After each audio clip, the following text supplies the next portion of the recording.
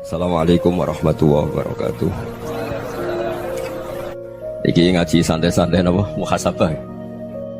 Muhasabah itu kalau Kiai Jawa maknani itu ngoreksi diri sendiri. Jadi menghitung diri sendiri. Ini pas bidang yang saya tekuni tadi karena Habib Ahmad yang minta kemarin sama ibu siapa dari Indonesian Power itu. Ibu Lia, saya turutin sekaligus saya sambil belajar terus tentang muhasabah. Dalam konteks Indonesia, muhasabah itu sudah jadi perilaku ya. Karena dulu orang tua saya, guru-guru saya kalau ngandani itu, bayangkan kalau kamu jadi dia. Jadi misalnya kita mentang-mentang atasan, otoriter sama bawahan, bayangkan kalau kamu jadi yang bawahan itu kayak apa? Laukun tamakanah, kalau orang Arab bilang, bayangkan kalau kamu di posisi dia. Makanya guyonannya orang-orang Indonesia itu kan orang ngaramkan judi gitu, bareng dikasih tahu. Tapi yang menang anak jenengan, alhamdulillah. Ternyata ngaramkan itu karena ada anaknya. Kalau anaknya yang menang ya seneng. Meskipun itu guyonan, tapi saya punya padanan itu dalam kitab Hikam. Nabi Ibrahim itu Khalilur Rahman, tentu bencinya minta ampun sama yang namanya maksiat. Suatu saat beliau diterbangkan di alam malakut. Itu kalau di Hikam saya halaman 15 juga. Saya masih ingat betul. Mungkin kalau Anda beda halaman karena beda cetakan. Setelah diterbangkan di alam malakut, diperlihatkan sama Allah. Ada orang pezina, ada orang syaribul khomri, ada orang mabuk, ada orang macam-macam. Allah tanya sama Nabi Ibrahim, bagaimana pendapat kamu Ibrahim tentang mereka yang maksiat? Kata Nabi Ibrahim, ya Allah, habisi saja mereka. Mereka hidup di bumi engkau, makan rezeki engkau, kemudian mereka tidak taat sama engkau.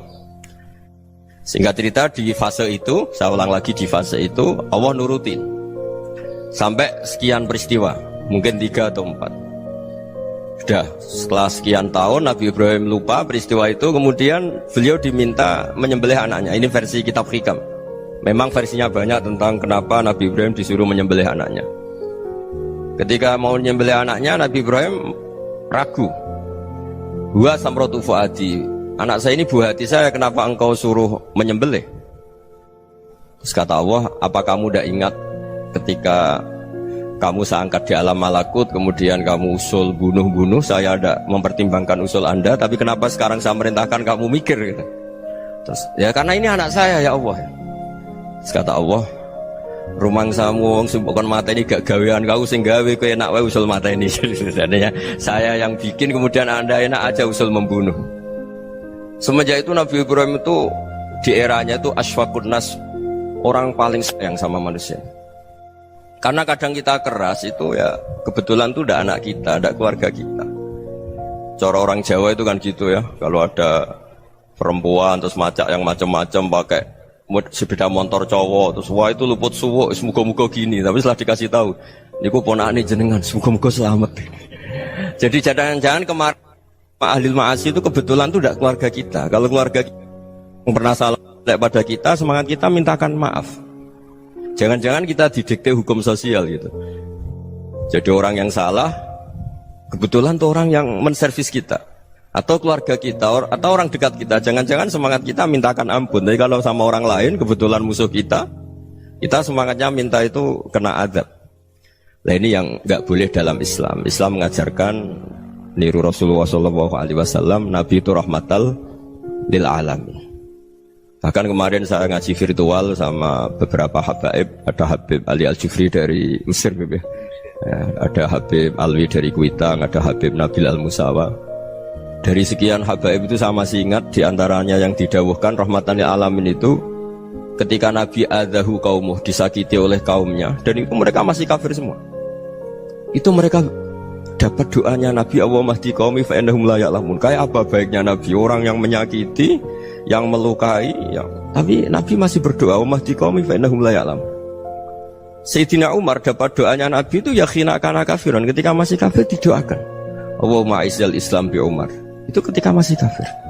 Itu pelajaran bagi kita bahwa yang sedang tidak cocok pun itu berdapat doa kita.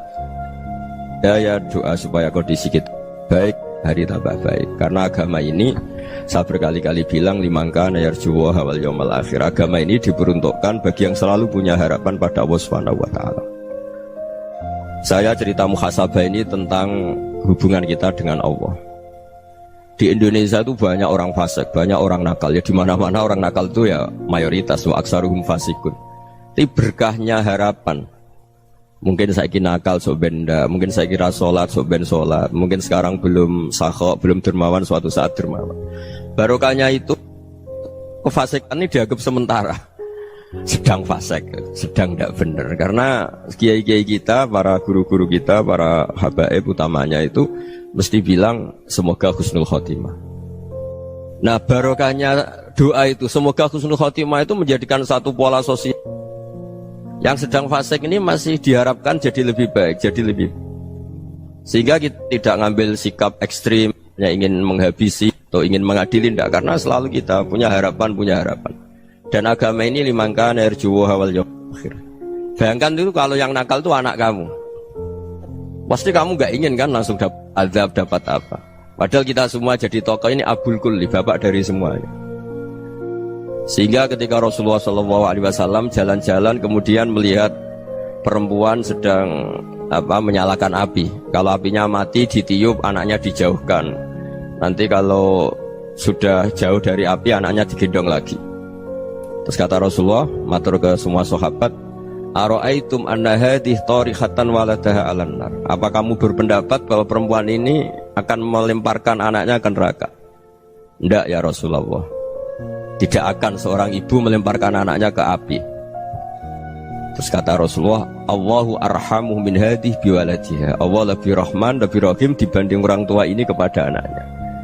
Ini yang harus kita kenalkan terus, kita kampanyakan terus supaya orang hubungannya dengan Allah itu nyaman, asik. Sehingga dengan demikian selalu ada harapan bahwa yang sedang nakal ini suatu saat tobat. Kita tidak boleh menghukumi pasti begini, pasti gini, itu tidak wilayah kita. Itu juga yang dicontohkan Rasulullah SAW. Secara lahir Nabi itu nggak berkenan sama Wahsy, karena Wahsy itu salahnya salah fatal karena membunuh ahabban nasi ila Rasulillah, yaitu membunuh Sayyid Hamzah. Jadi ketika Wahsy tobat, Nabi itu nerima tobatnya. Dan ketika beliau dengan basariyahnya agak siap ketemu Wahsy karena harus ingat Sayyid Hamzah, basariyahnya diturutin. Oke kamu iman, saya turutin, tapi jangan sering ketemu saya. Karena kalau ketemu kamu, saya masih ingat sama paman saya, Sayyid Hamzah. Kita bisa ngelola seperti itu. Kita tidak cocok sama orang, bagaimanapun mereka umat Rasulullah SAW, kita tetap mencintai mereka. Misalnya kalau beda agama, mereka sama-sama orang Indonesia, kita mencintai mereka atas nama warga Indonesia. Tapi kalau misalnya potongannya ora cocok, beda kultur, bawaannya itu mangkelno cara Jawa, ya bisa diilmoni, jangan ketemu. Wong sudah tidak cocok, ingin ketemu nyari solusi, roh raine tok seneng itu kan ya repot itu. Ya sudah kalau nggak pati cocok ya jangan sering ketemu. Dan itu kita bisa memanage seperti itu tuh bisa. Saya berkali-kali cerita tentang Imam Syafi'i. Kalau dikasih tahu ya Imam Abu Abdillah, panggilannya Imam Syafi'i, tetangga anda ini ternyata banyak yang nggak senang anda. Jawabnya beliau senang. Ya bagus kalau nggak senang saya, ndak utang saya kata. Jadi gara-gara saman seneng aku ngatur aku ini kan. Nah mungkin saman rasa seneng kan ya enak. Jadi hidup itu dianggap happy. Kalau seneng ya teman silaturahim, kalau nggak seneng ya nggak bakal utang gitu. Baru kayak rasa seneng itu nggak ganggu. Gitu. Jadi dulu itu orang bisa ngelola seneng ndak seneng itu bisa.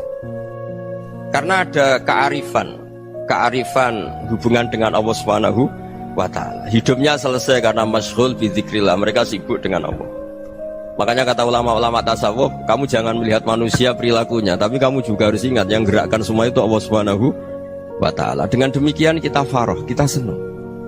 Makanya Nabi kalau ngutus Anas bin Malik kemudian nggak kesampaian yang diinginkan karena Anas main, ketika garwa-garwani Nabi agak tersinggung, Nabi andaikan Allah menghendaki yang saya inginkan kesampaian, pasti itu kesampaian. Jadi dianggap kegagalan Anas gak manggil yang dituju Nabi itu ya kersane Allah, ya enteng saja. Sayyidina Ali lebih parah lagi yang dialamin.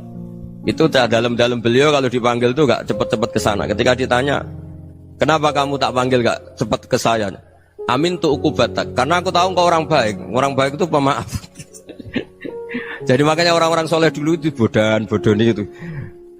Makanya sekarang kalau ada orang bodoni itu mesti beda orang soleh. Kalau orang-orang soleh itu kakean husnudzon lagi sering dibodonin. Abdullah bin Umar itu masyhur itu. Kalau ada budaknya sering sholat, sergap sholat itu dimerdekakan. Akhirnya enggak sholat pun pura-pura sholat. Akhirnya juga dimerdekakan. Ketika ditanya, kenapa engkau merdekakan?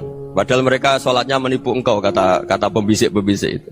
Man khoda'ana lillah in khoda'na lah. Dia nipu atas nama Allah, berarti saat tertipu juga atas nama Allah. Enggak masalah dong, semuanya demi Allah Subhanahu wa ta'ala. Jadi ketika kita ketemu mensifati Allah Ta'ala itu ghafir, Allah pemaaf. Jangan kamu nggak fair untuk diri kamu nyifati Allah ghafir, pada orang lain Allah kamu sifati syadidul iqab. Jadi Allah kamu atur, kayak MC tadi ngatur saya. Jadi Allah itu apa? Kalau pada saya ghafir, kalau pada musuh saya syadidul iqab. Itu nggak fair. Kalau Anda punya harapan kepada Allah karena Allah Rahman Rahim, Allah ghafir, sebenarnya Allah pada musuh kita ya bisa saja Allah ghafir, bisa saja Allah Rahman Rahim. Sehingga kita melihat orang lain yang kita tidak cocok itu ya enteng saja. Itu min ummati Rasulillah sing tanaluhu syafa'atuh, tanaluhu sa'atu rahmati, tanaluhu fair. Jangan dengan kita kayak mesti dapat rahmat. Jangan orang lain kayak Allah pasti syadidul iqab. Itu tidak boleh. Sehingga ketika ada orang Badui, singkat cerita orang Badui ini kencing di masjid, semua sahabat membentak dia. Yang enggak bentak hanya Nabi tok. Saking mangkelnya orang ini karena semua sahabat bentak kecuali Nabi. Setelah dibenarin Nabi, terus Nabi nyuruh sabbu ali dhanuban min ma'in. Setelah disucikan masjid itu, dia berdoa keras sekali. Allahumma arhamni wa Muhammadan wa la tarham ma'ana ahadan. Ya Allah, yang berhak dapat rahmatmu hanya saya dan Nabi Muhammad, yang lainnya jangan gitu. Karena yang lainnya itu jengkelin, gitu aja saya salah dimarah-marahin gitu. Jadi kalau kamu doa terbatas ya kayak orang Bedui ini, kayak orang Arabi. Apa kata Nabi? Laqad tahajjarta wasi'an. Allah yang rahmatnya luas menjadi kamu sempitkan. Karena kamu mau atur Allah hanya Rahman pada Indonesian Power, pada NU, pada kita yang orang lain nggak perlu dapat. Itu kan kasihan Islam, karena Islam terus nggak dimiliki semua orang. Allah nggak dimiliki semua orang, Rasulullah nggak dimiliki semua orang karena dipek NU, dipek ormas tertentu, dipek nggak boleh seperti itu. Nggak boleh takhasyar tawasian, kata Nabi, nggak boleh mempersempit zat yang rahmatnya itu luas. Ini semoga etika ini kita pakai di Indonesia. Yang sedang fase kita harapkan lebih baik. Yang sedang nggak dapat hidayah kita doakan dapat apa? Hidayah. Masyhur kan, makanya tadi saya mohon sama Habib Ali supaya Habib Ahmad supaya tetap mahalul qiyam, tabaruk sama Habib Ali. Di antara doa-doa di Simtud Duror masyhur itu antuqa bilal mudhniba minnah bil ghufran wal musi'ah bil ihsan. Jadi harapannya para habaib, para orang-orang baik dulu ya, semoga yang dosa itu dimaafkan, yang sedang salah dibuka, bikin lebih baik. Nabi itu tugasnya juga gitu. Wastaghfir li dzambika walil mu'minina wal mu'minat. Nabi itu tugasnya juga memintakan ampun yang sedang salah. Nah ini cobalah jadi etika kita, muhasabah kita. Jadi muhasabah itu cara berpikir kita set, kita pikir ulang. Ternyata semangatnya seorang Nabi itu wastaghfir li dzambika walil mu'minun. Semangatnya itu memintakan ampun. Orang ahli tafsir tahu semua kalau Nabi itu tidak mungkin dosa. Jadi itu khitabun Nabi wa urida bihi ummatu, itu khitab Nabi, tapi yang dimaksud itu umatnya, karena Nabi tidak akan mengalami dzambun, tidak akan mengalami dosa. Sekarang enggak, kadang-kadang kita ini kalau orang lain salah itu semangat. Kalau di perusahaan ada teman salah, apalagi pimpinan salah itu seneng, barokahnya salah bisa ganti kan gitu. Ya, jadi kalau mungkin di dunia tokoh juga gitu, barokahnya ada tokoh salah, kita yang jadi populer sendiri, tidak boleh seperti itu. Kita harus salimus sodri di jami'il muslimin. Jadi ini harus dilatih. Saya tadi matur sama Habib Ahmad, latihan kita jadi hidup. Nabi itu kalau resep jadi wali itu kata Nabi gampang. Kata Nabi, kalau kamu ingin disenangin Allah, ya sudah. Kalau kamu asbahta wa amseta gini-gini, perasaan kamu, kata Nabi, jangan punya perasaan ghil sama orang muslimin. Itu sudah wadzalika min sunnati. Makanya Nabi ngendikan la yablughni ahadun an ahadin syai'an. Ada yang baca la yuballighni ahadun an ahadin syai'an. Seseorang jangan melaporkan ke saya tentang salahnya yang lain. Fa inni akhruju ilaikum wa ana salimus sadri. Karena saya ingin ketemu sampean semua dalam keadaan salimus sadri, tidak punya perasaan apa-apa. Karena kalau nurutin membisik, nurutin informasi itu ya repot, karena orang pasti sepihak. Ada kiai yang top datang ke kampung-kampung ning desa-desa, kata yang seneng itu punya akhlak. Wah itu bagus orang besar datang ke kampung-kampung. Kata yang nggak seneng, Oh itu jobnya kiai kecil kok diambil, itu kan ya kasihan itu kan sudut pandang. Makanya saya sering bilang akal kita ini cukup untuk mentasdik Rasulullah Shallallahu Alaihi Wasallam. Meskipun perasaan kita kadang orang Jawa itu beda. Saya berkali-kali bilang sama peneliti dari Jogja, kenapa sih Gus para nabi itu kok poligami istrinya banyak? Nabi Dawud katanya itu berapa? Nabi Sulaiman malah jumlahnya agak terbatas ini. Nabi Muhammad itu paling sedikit.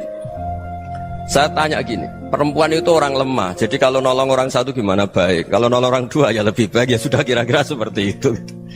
Paling tidak akal kita masih tahu kalau orang baik itu kan mesti baik, nolong orang satu baik, nolong orang dua ya lebih baik, nolong orang tiga lebih baik. Tapi kalau kamu orang nggak baik, satu saja kamu terlantarin, kamu miskinkan, kamu ya tinggal diukur kan. Kalau orang baik nambah baik, tapi kalau orang buruk tambah buruk.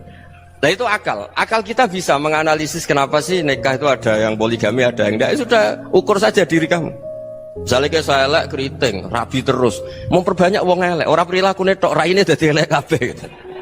Tapi nak kowe ku ganteng, alim, ganteng, sugih, anake ganteng-ganteng, berhubung kowe saleh ahli swarga kabeh, mertua yo bangga karena karir kamu meyakinkan. Ini mertua kamu aja gak bangga mau nambah. Ipar gak bangga, mertua gak bangga, desa kamu yang kamu wayai juga gak beda dengan Nabi ketika nikah Juwairiyah itu nggak ada pernikahan sebarokah Nabi dengan Juwairiyah itu Azharu Rasulillah. Di situ habis perang banyak tawanan, gara-gara jadi besanya Nabi langsung dibebaskan semua karena Azharu Rasulillah. Sekarang besanya Kanjeng Nabi. Dulu Abu Sufyan mangkalnya bukan main sama Nabi, gara-gara putrinya dinikah terus langsung jadi. Kalau kamu kan enggak, nikah satu, nikah lagi, satu kampung musuhi kamu karena istri pertama ya cemburu, yang kedua agak bangga. Wah itu selesai itu di dunia wal akhirah. Maksud saya nganalisis Islam itu harus pakai akal. Dan akal yang dipakai, ini saya bawa ke kitab Ihya, adalah pikiran-pikiran para ulama. Makanya ketika Imam Ghazali ketika ditanya fakaifa bi muslimin fasikin asawaha fi jami'i amri, kalau kalian ketemu orang fasik, orang Islam tapi fasik, perilakunya nggak ada yang benar. Kata Imam Ghazali jawabnya lucu, aneh. Mamin muslimin illa wa islamuhu ta'ah. Tidak ada orang Islam kecuali dia mau Islam, membenarkan Allah dan Rasul itu sudah taatnya dia. Kok kamu tidak bisa melihat taatnya dia? Dia pikirannya kan ini pemabuk, ini tukang apa. Tapi kata Imam Ghazali, sebenarnya kamu masih bisa berpikir positif. Mamin muslimin illa wa islamuhu ta'ah. Tidak ada seseorang Islam ketika dia milih Islam itu pasti ada taatnya, yaitu tasdik pada Allah dan tasdik kepada Rasulullah Shallallahu Alaihi Wasallam. Jadi dengan pola seperti itu, maka di antara guru-guru kita yang modern ya di era Mbah Maimun, di sini ada Habib Ahmad, Habib Salim, syair yang sering dibaca beliau adalah ada orang munajat sama Allah. Ini cerita munajat. Itu orang itu ngendikan gini, ana muznibun, ana mukhtiun, ana asi, huwa rahimun, huwa ghafirun, huwa afi. Ya Allah, saya mukhti, saya orang yang salah. Ana muznib, saya orang yang dosa. Ana asin, saya sering maksiat. Tapi engkau ya Allah, engkau ghafir, pemaaf. Engkau rahim, maha pengasih. Engkau afin, yang mudah memaafkan. Kata orang ini, ya agak kurang ajar, tapi saking senengnya sama Allah. Qobal tuhunna salasatan bisalasat. Ya gini saja ya Allah, sifat engkau diadu dengan sifat saya. Engkau Tuhan, Gusti, nggak boleh kalah katanya. Terus wasatah liban ausofu ausofi, dan engkau pasti pemenangnya gitu. Jadi ada orang rayu Allah dengan cara seperti itu ya ada ya. Saya ini manusia, salah saya banyak. Engkau ampunannya banyak. Engkau Tuhan, Gusti, nggak boleh ampunan Anda, ampunan engkau kalah dengan salah saya. Nggak boleh Tuhan kok kalah. Jadi untuk supaya orang punya harapan gitu. Banyak juga wali-wali yang jadab ketika datang ke makam Rasulullah SAW. Itu kalau dongo ya agak kacau sebetulnya, cara syariat agak kacau. Ya Allah, engkau punya dua pilihan. Jika engkau menjadikan saya soleh, surah habibu, yang senang kekasihmu, yaitu Rasulullah SAW. Tapi jika engkau menjadikan saya fasik, surah aduuk, yang senang itu setan. Monggo jenengan mau menyenangkan kekasih jenengan, mau menyenangkan musuh jenengan, monggo jenengan bebas kok memilih. Mestinya Allah ya senang menyenangkan kekasihnya. Jadi ya, intinya Allah dipaksa untuk menjadikan dia orang soleh gitu.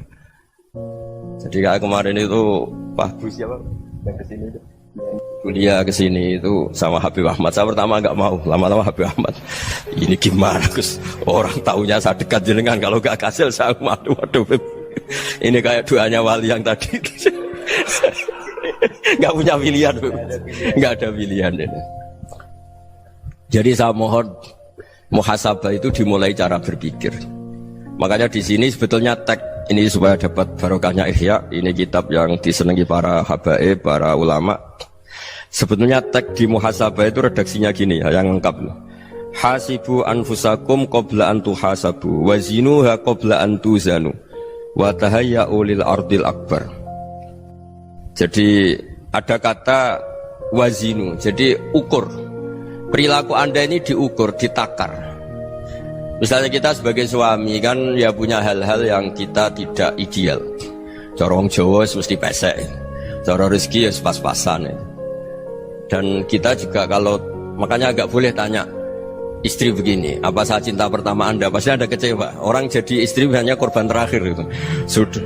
Karena orang kalau ngelamar kemana-mana gak jadi, yang jadi istri itu pasti korban terakhir itu. Jarang istri pilihan pertama, jarang. Ayo semua yang nikah. Rata-rata itu pilihan Anda pertama Pak, dari sekian ditolak di mana-mana terus. Ya perempuan terakhir. Kamu juga korban terakhir. Itu wali-wali dulu kalau ngandani kita itu sederhana. Antal ini masyhur diceritakan Habib Zain bin Semit dalam kitab Al-Manhajus Sawi. Anta lam tajid min nafsika kullama turid. Fa kaifa turidu min ghairika kullama turid. Kamu yang ingin ideal saja, kamu tidak menemukan pada diri kamu untuk menjadi ideal. Kamu kan ingin ganteng, ingin punya uang banyak, ingin perilaku Anda sempurna. Anda saja yang punya keinginan tidak bisa mewujudkan keinginan Anda sendiri. Fa kaifa turidu min ghairika ma turid. Jadi anta lam tajid min nafsika kullama turid. Fa kaifa turidu min ghairika kullama turid. Kamu yang punya keinginan saja. Misalnya saya ingin punya uang banyak, perilaku saya selalu benar, gak pernah salah. Loh, saya yang ingin saja dengan diri saya gak bisa untuk benar terus. Kok kamu berharap orang lain selalu benar? Jadi anta lam tajid ya sama. Kalau kamu menuntut istri kamu itu ramah, neriman, apa kamu neriman sama wajah istri Anda gitu? Engkau ya pola neng dindi jajaki sana jajaki sini, kamu sendiri tidak kona apa. Jadi itu nasihat yang luar biasa. Anta lam tajid min nafsika kullama turid, fa kaifa turidu min ghairika kullama turid. Kamu mau menghormati semua orang? Tidak mau kan? Kemudian Anda berharap semua orang menghormati kamu. Kamu tidak ingin kan orang lain semua menghujat kamu. Sementara kamu enak aja menghujat orang lain. Makanya Rasulullah SAW luar biasa ketika bikin kaidah sosial. Apala yu'minu ahadukum hatta yuhibba li akhihi ma yuhibbu li nafsi. Jadi kalau ukuran iman itu sederhana. Kalau sesuatu itu baik, nyaman bagi Anda ya bayangkan itu pada teman Anda. Misalnya Anda bangun tidur sudah acak-acakan, gak punya uang, utang jatuh tempo, kan gak ingin ketemu orang. Ya kamu jangan bertamu ke jenis ini, karena kalau dengan kamu yang alami juga gak siap ketemu orang. Makanya ada Habib Alim itu dilapuri sama seseorang. Beb, dulu teman saya itu ketika saya kaya itu sering main ke saya. Setelah saya miskin, mereka tidak main ke saya. Kata Habib itu bagus, sunnah Allah begitu itu bagus. Coba kalau kamu dulu kaya, teman kamu main kan kamu gaya, di rumah ada makanan, bisa hormat tamu. Setelah kamu miskin jadi buruh manol di pasar atau buruh bikin boto, teman kamu datang, malu enggak kamu? Mendingan enggak datang gitu.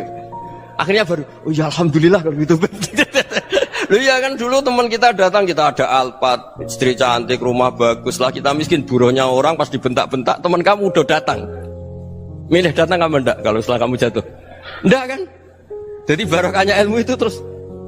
Ya, tapi kadang-kadang orang tuh, wah setelah saya miskin teman-teman enggak kasih ke sini. Ya kalau kamu sudah jatuh, teman-teman kamu ke situ jadi tontonan. Ya mulai sekarang cara berpikir itu dirubah. Dulu yang namanya kiai itu kalau diundang orang itu ya agak-agak senang. Semenjak saya itu agak rubah. Mengundang kiai, ngatur kiai itu tak haram-haramkan ya ada lumayan lah, sekarang itu sudah mulai agak beretika. Dulu itu ngundang tuh tanggalnya ditentukan, jamnya ditentukan. Oh, enggak mikir apa kiai saat itu nganggur, enggak. Punya wadifah, enggak.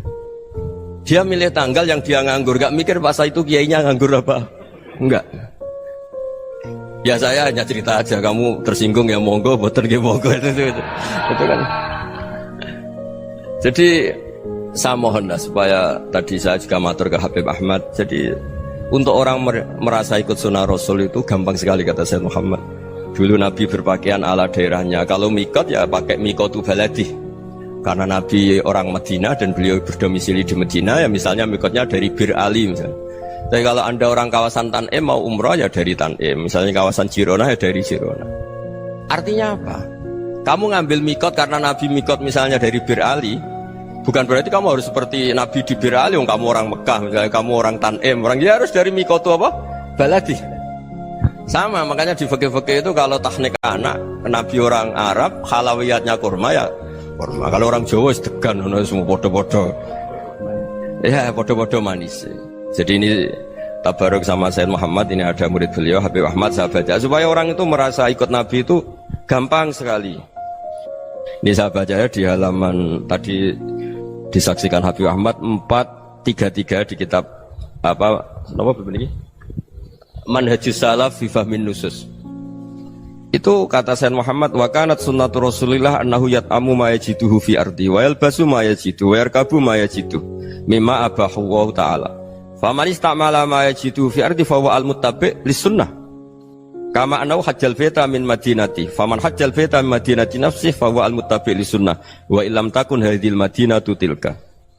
Jadi intinya misalnya Nabi dulu itu ngasih sedekah kepada fakir miskin ya pakai dinar, dirham. Ya kalau orang misalnya sedekah pakai rupiah ya sudah ikut sunnah Nabi. Jangan lu Nabi pakai dinar loh, kamu kok pakai rupiah. Dulu dinarnya Nabi udah ada tulisannya Bank Indonesia, kamu ada tulisannya Bank. Ya tidak ada seperti itu. Ya jadi misalnya Nabi sedekah pakai tamar atau pakai al-aqid, ya kita pakai beras, pakai apa? Supaya orang tuh bahwa Rasulullah itu milik kafatal linnas, milik semuanya. Sehingga merasa ikut sunnah Nabi itu ya semuanya. Makanya dulu Mbah Mun kalau motivasi saya supaya bombong, kalau orang Jawa bilang bombong. Wong Jawa mesti ono wong alim. Beliau menyontohkan Mas itu Mbah Fadol, Senori, Mbah Ihsan Jambes. Itu bisa ngarang-ngarang kitab luar biasa. Padahal beliau bukan orang Arab. Imam Sibawai itu orang Persia, Imam Ghazali orang Tus itu juga ikut Persia. Kata Mbah Mun, wong sing ora Arab lah mesti untuk jatah alim kata beliau. Karena Nabi itu diutus kafatal linnas. Nanti kalau orang yang alim itu Arab tok, berarti tidak ada perwakilan dari Afrika, dari Asia Tenggara, dari mana-mana. Makanya karena Nabi statusnya itu kafatal linnas. Jadi kita harus bangga sebagai Muslim, sebagai orang Indonesia karena misalnya Wali Kutub dulu terkenalnya hanya ada di Yaman, di mana. Ternyata pernah ada juga di Indonesia dan seperti Habib Abu Bakar Segaf Gresik. Jadi ya akhirnya kan tetap orang Indonesia meskipun beliau zuriyah Rasul kan ya sudah orang apa? Orang Indonesia. Zuriyahnya Habib Ali Simtuduror sekarang di Solo. Jadi Indonesia juga dapat alawin banyak dari Sadatin al-Alawin juga banyak. Jadi saya mohon barokahnya ngaji seperti ini. Melihat orang lain tuh gampang, bayangkan tuh kalau anak kamu. Makanya Nabi nanti kalau nggak percaya lihat di Hikam nomor 15 di kitab saya itu. Di situ dijelaskan oleh Hikam, jangan-jangan semangat Anda pada orang yang maksiat, pada orang yang keliru supaya dihukum itu karena kebetulan itu udah anak Anda, itu udah keluarga Anda. Coba kalau itu keluarga Anda. Makanya kalau saya guyonan di Jogja itu ada pembantu mecahkan piring terus dimarahi majikannya, saya mesti guyon gitu. Pasti itu pembantunya tidak cantik. Kok bisa Gus? Andai kan cantik dan kamu senang mecahno piring satu, piring 1000 ora iso ngamuk kowe. Ternyata ngamuknya tuh karena mecahkan piring apa karena plus tidak cantik? Coba jawab para lelaki nih.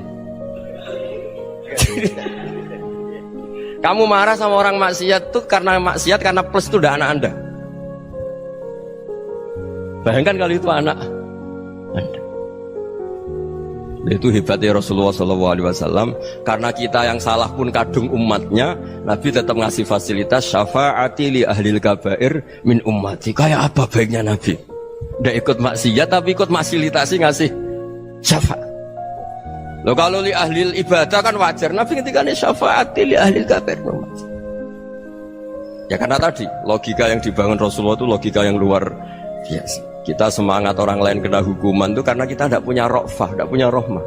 Coba kalau Rasulullah yang bil mu'minina ra'ufur rahim, semangatnya itu mendoakan supaya tobat, mendoakan diampuni. Dan itu juga yang diperintahkan oleh Allah Subhanahu wa taala, wastaghfir li dzambika walil mu'minina wal mu'minat. Ya semoga barokahnya ngaji ini, barokahnya Habib Ahmad, barokahnya Maulid Simtud Duror, barokahnya semua kitab Madaih, Tiba Berjanji semuanya, barokahnya Ikhya, barokahnya Said Muhammad, barokahnya guru kita semua Mbah Maimun, bapak saya. Kita ini ngikuti manhaj, ya, ngikuti apa? Manhaj.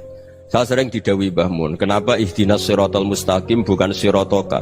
Bukan jalan engkau ya Allah, karena Allah itu nggak bisa kamu tiru. Allah itu tidak tidur, tidak makan, tidak kesel, tidak capek. Yang bisa ditiru itu siratal ladzina an'amta alaihim. Yang bisa ditiru manusia ya niru manusia. Karena Allah itu tidak bisa ditiru, makanya ihdinas siratal mustaqim siratal ladzina. Dan niru siapa? Niru guru-guru kita. Termasuk niru cara pandang. Jadi misalnya ada orang awam di rumah itu hanya delok reng, delok tikus liwat, itu kan kayak nganggur. Kok ora tahajud malah mendelok reng. Melihatnya jangan gitu. Huwa tarokal ma'asiyah. Dia di rumahnya ndak dugem, ndak kemana-mana. Dia berarti malam itu tarkul ma'asi. Tidak nyopet, tidak garong, tidak ke tempat maksiat. Susahnya apa sih husnudzon? Jadi jangan lihat huwa tarkut tahajud, huwa tarokat tahajud, wa taroka qiyamal lail. Oke ya, namanya orang begitu ya tidak tahajud, tidak qiyamul lail. Tapi susahnya apa sih kamu bilang huwa tarokal ma'asiyah? Dia juga meninggalkan maksiat, dan tarkul maksiat itu tuh ibadah.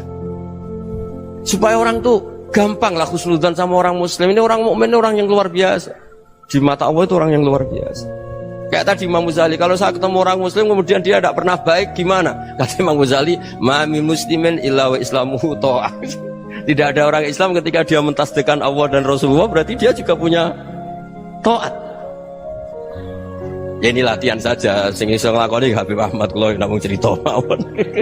Kula cerita secara akademik, saya punya kitab, saya baca, dan alhamdulillah kita paham barokahnya para guru, dan supaya terbiasalah. Sebaik-baiknya ibadah husnudzon billah wa husnudzon bil mu'min. Soal tidak cocok ya diilmoni tadi ya, namanya nggak cocok ya jangan sering ketemu. Seperti Rasulullah SAW, beliau karena sangat mencintai Said Hamzah, ketemu orang yang pernah begitu sama Said Hamzah ya beliau secara basyariah tidak siap.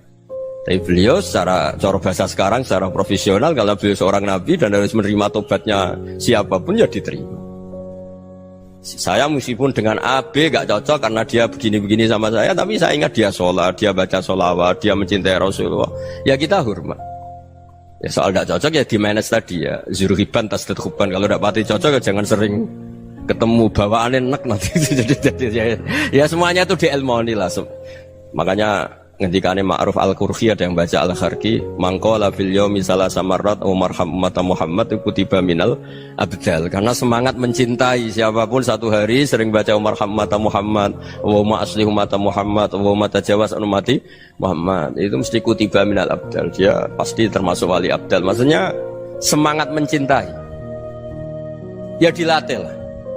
Misalnya Indonesia Power atau PLN, andai kan tidak ada PLN itu kayak apa? Orang nggak bisa ngaji, tidak bisa aktivitas. Ya barokahnya ada PLN, barokahnya jasanya. Kita sadar, tidak semua kebaikan kita ini memenuhi keinginan orang banyak. Gitu. Orang banyak ingin listrik, ingin saluran apa, dan itu kadang yang mewujudkan orang lain atau kelompok lain. Ya karena itu manfaat ke orang lain ya kita doakan. Karena khairunas anfa'uhum linnas. Sehingga kita terbiasalah ngakui orang lain. Seperti semangatnya Rasulullah SAW, semuanya itu didoakan, semuanya diinginkan kebaikannya. Bahkan Nabi gak putus asa sampai di akhirat. Ketika Nabi lain sudah putus asa karena sudah akhirat, sampai dimintai syafaat semuanya bilang nafsi, nafsi. Karena merasa semuanya gak punya nyali di depan Allah. Karena ini sudah akhirat, sudah finish. Tapi apa Rasulullah? Analah. Ya sudah, saya sanggup mensyafaati kalian. Terus kata Nabi, fa'atiyal arsya. Saya mendatangi aras fa akhirru lahu sajidan, saya sujud wa ahmaduhu bima hamida 'allamaniha rabbi. Kemudian saya tetap muji Allah dengan pujian yang terus menerus. Padahal sudah di akhirat sudah finish. Nabi dimintai syafaat masih sanggup karena Nabi tahu akhirat tidak bisa mendikte Allah, tidak bisa. Allah terus bilang, "Ya Allah ini akhirat loh, engkau sudah tidak boleh mensyafaat." Tidak bisa. Allah tidak bisa diganggu akhirat. Allah tidak boleh dibatalkan rahmannya oleh akhirat. Allah tetap Rahman Rahim abadal abad. Dan Nabi tahu itu. Makanya kata para ulama, fa Muhammadun ahmadu min ghairihi. Jadi Nabi Muhammad namanya dua yang terkenal. Sebenarnya banyak yang terkenal dua, Muhammad sama Ahmad. Ketika Nabi punya nyali memuji Allah di akhirat atau sudah di akhirat, Itu fa Muhammadun ahmadu min ghairi. Ketika nabi lain sudah tidak punya nyali muji Allah karena sudah akhirat, Nabi Muhammad tetap berani muji Allah di saat seperti itu. Makanya ahmadu di situ kata ulama itu af'al tafdil. Fa Muhammadun ahmadu min ghairi. Kanjeng Nabi lebih memuji Allah di saat yang nabi lain sudah tidak punya nyali untuk muji Allah di saat itu. Makanya kata Nabi fa akhiru lahu sajidan wa ahmaduhu bi mahamida 'allamaniha rabbi. Akhirnya setelah lama gitu terus Allah ngendikan ya Muhammad irfa' ra'sak wasal tu'tah wasfa' tusyaffa. Sudah Muhammad, angkat kepala kamu minta apa saya turutin, dan kalau kamu ingin mensyafaati umatmu saya beri hak napa? Syafaat. Nah, semoga semangat itu juga menjadikan kita munajat bahwa rahmat Allah tidak terbatas, harapan juga tidak terbatas. Mungkin yang sedang nakal ya kita katakan sedang, jangan terus kamu pastikan wah ini mesti suul khotimah, mesti tidak orang baik. Ndak, agama ini liman kana yarjuwa wal yaumal akhir, selalu bagi yang punya harapan. Ya, mugi-mugi dapat barokah semua. Mantu dengan kata wassalamualaikum warahmatullahi wabarakatuh.